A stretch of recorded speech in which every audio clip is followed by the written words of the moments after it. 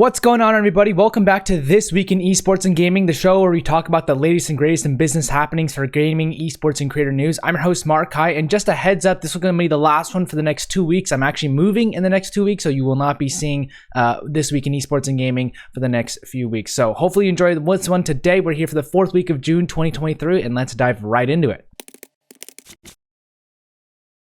Our first top 3 story, Misfits Gaming Group and Paper Crowns, they partner for a rebrand here. This rebrand focuses on influence and creator-powered content production over competitive gaming. Evidently, the org is still involved in Call of Duty Esports, Overwatch Esports, and Valorant Esports, but the CEO, Ben Spoon, talks about a shift internally from this classic esports organization to what a new media and entertainment company might look like. So shout out Alexander Lee of Digiday for this piece here. The rebrand itself removes the word gaming from the name, as well as replacing that kind of angry bunny theme with a little more friendly bunny. Now, it's evident where Misfits' priorities lie with the hiring of Sam Tolles, who's their new chief media officer earlier this year, as well as launching their Roblox game studio, bringing on Carl Jacobs and Creekcraft. For reference, last year they also sold their LEC slot and launched a $20 million creator fund. And honestly, Misfits have been making huge waves in what they're doing with creators. They're evidently diving fully into it and getting more involved with the cream of the crop creators, which is a good sign. They're creating more incentives for creators to actually work with them specifically, and this rebrand is just a nice cherry on top. Additionally, I want to commend Paper Crowns for the work they've done. They've worked with folks like Logitech, UFC, PewDiePie, and others very notable in the industry as well, both creators and brands. So congrats to both companies here for making huge waves in the industry. EA has restructured to EA Sports and EA Entertainment. Both EA Sports and EA Entertainment will still report to CEO Andrew Wilson, and this comes as the CFO Chris Suh and the Chief Experience Officer Chris Bruzzo will be leaving the company at the end of the month. EA Entertainment will encompass their owned IP as well as licensed IP, with Laura Meal being appointed the president of EA Entertainment Technology and Central Development. EA Sports will evidently focus on the sports and racing IP, with Cam Weber being appointed president of EA Sports. Additionally, David Tinson will be EA's new Chief Experience Officer, where he'll oversee EA Experience's team to develop and scale services and capabilities across commercial, marketing, WWCE, EAX, and Positive Play. That being said, there were no particular announcements on changes to the company's overall content strategy, so this might remain the same. This news also comes after EA laid off about 6% of its workforce earlier in March and laid off up to 2/3 of their FireMonkey studio. I'm curious to see if this actually will affect anything. I know this is categorized as a top 3 story, but I might have been duped here. Maybe nothing's going to change. This might just be a way for EA to highlight what areas they'll be focusing on in the future in an external way. Either way, I'll stay posted to see if there's anything new here.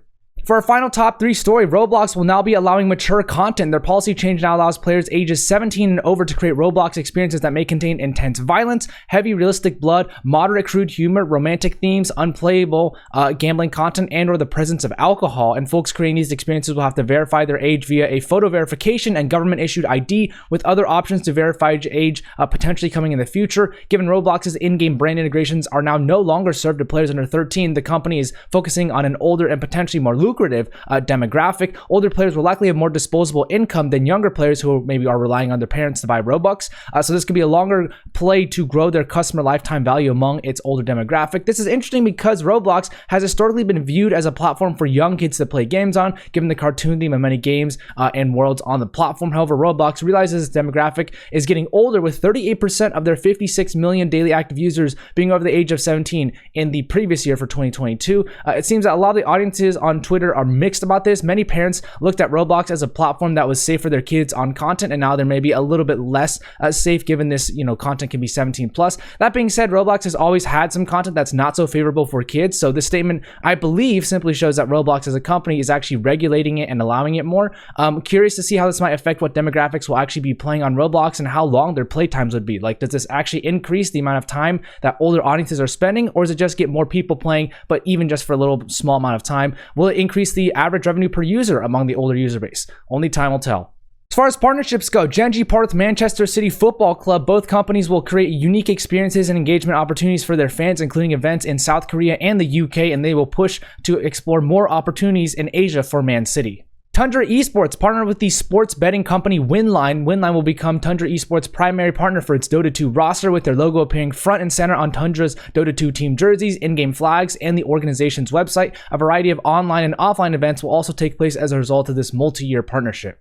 Guild Esports partners with Secret Lab. The partnership will last a year and will see Secret Lab supply the Sky Guild Gaming Center with its gaming chairs, which will be utilized also by Guild's pro players. The announcement comes after Guild completed their £600,000 raise to enter the sim racing space.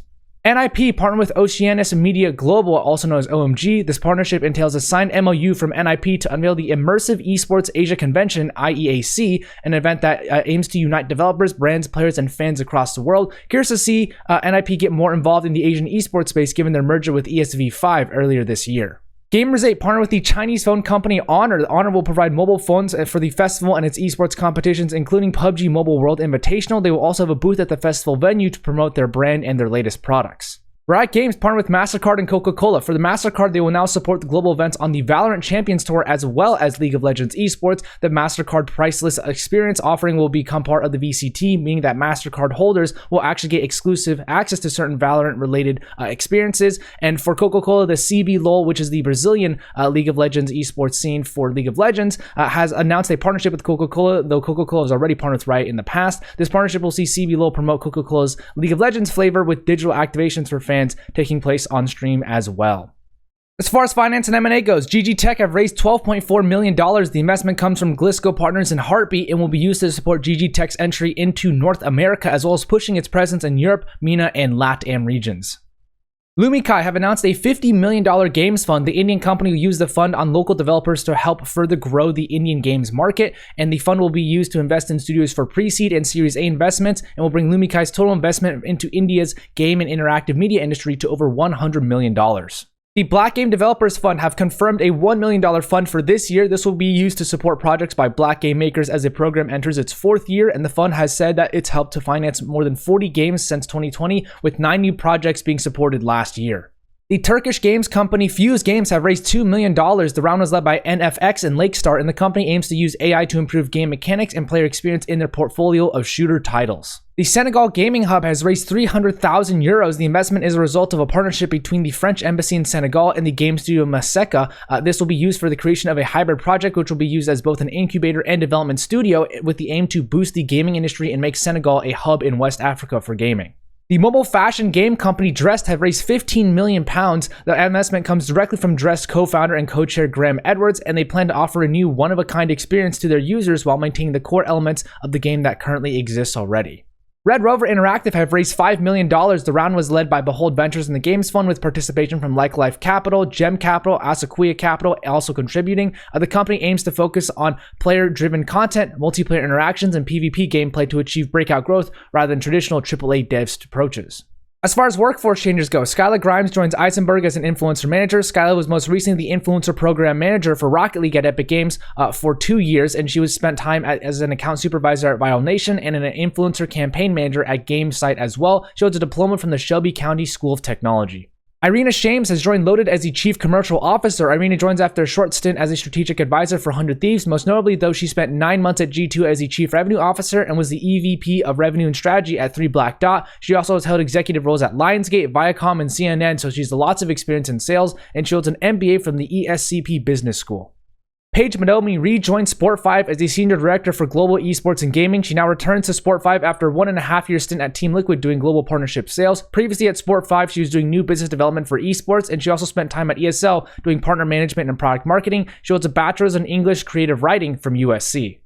Augustine Casso Jacobs joins Razer as the global head for community and influencers. Augustine has spent a lot of time in the creator space on the platform side, most recently with Twitch as the head of community partnerships. He was also with YouTube for about 5 years previously as the lead of creator and artist development. He holds an MBA from UCLA. Jake Effman joins ESL Facebook Group as a junior partner manager. Jake is a good buddy of mine, so I have to give him a shout out, obviously. He was previously a brand partnerships coordinator at NYXL for about a year and spent time at Team Liquid interning as well. He holds a bachelor's from the Bandier program at Syracuse University. Kelsey Schultz has been promoted to the head of sales operations and activation at 100 Thieves. Kelsey's been with 100 Thieves for about 4.5 years now, starting as an account manager and now moving all the way up to head a sizable team. She spent time at Fullscreen Media and UM before as well, and she holds a bachelor's in advertising from the University of St. Thomas. Jasmine Chiang has been promoted to Senior Brand Marketing Manager for Apex Legends Esports at EA. Jasmine only joined EA back in January, so this promotion marks a very quick step up for her from her brand marketing role. She is previously a Global Marketing Manager for Gaming and Esports at Lenovo, and she holds a bachelor's in business from Northeastern University.